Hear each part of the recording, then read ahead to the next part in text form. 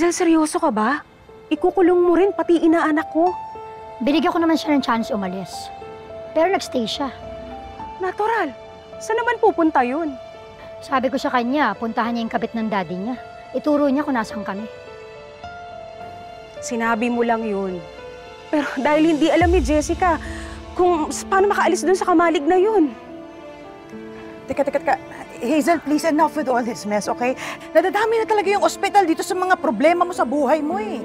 Alam mo ba, sinugod na kami ni Telma pati ng mga anak niya. Tama na, please, wag mo nang dagdagan yung stress ko pa. Relax, Miles. Alam ko kung ano nangyayari. Kaya nga nandito ako because I'm resigning. Effective immediately. Huh? What? Seryoso ka ba?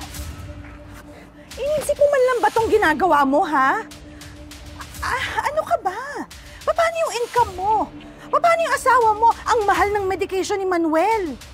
Pwede ba, Miles? Huwag ka na makialam. I have friends in Canada. Malaking utang na loob nila sa akin. Kaya anytime na kailangan ko ng financier, hindi na ako mahihindian. You're unbelievable. Alam mo, concerned lang naman ako kay Manuel eh. Ha? Pero kung hindi mo iniisip yon, wala akong magagawa. Bahala ka. Do what you want to do. Pero ito lang sasabihin ko sa'yo, ha? Now that you've crossed the line, wala ka nang babalikan, ha? Okay, fine. Just mind your own business and shut up.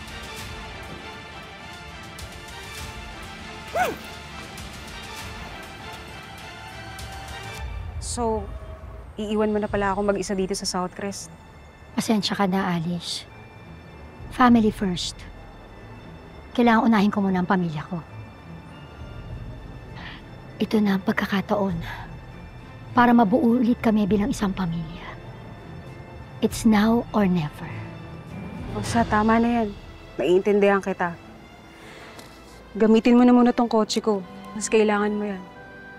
Sigurado ka?